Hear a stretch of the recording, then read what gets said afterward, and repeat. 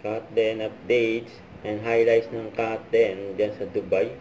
And day 2, kasama ang team Cut Den, and group picture pa nga sila.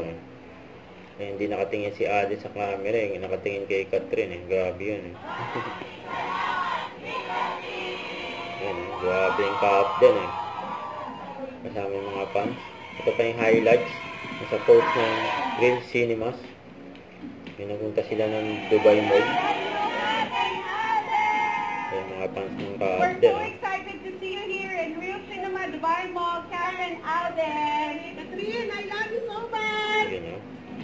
Napaka-expensive tignan ng Cut Den.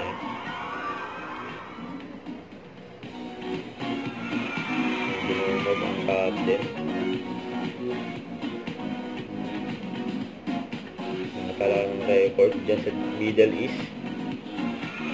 May malakas ang Cut Den. Marami nagmamahal sa Cut Den.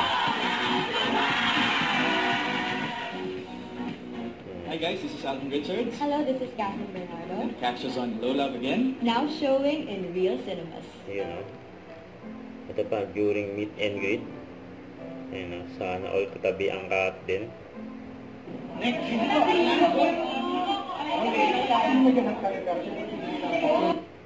Ano yung sabi mo kay... Nakita ko yung video niya, he was very emotional when he was telling about his thoughts about Kulanara. Dahil sa kanya. Kasi... Hindi, dahil sa show. And alam mo ba, Kat? Don't forget to subscribe, click the notification bell for more updates.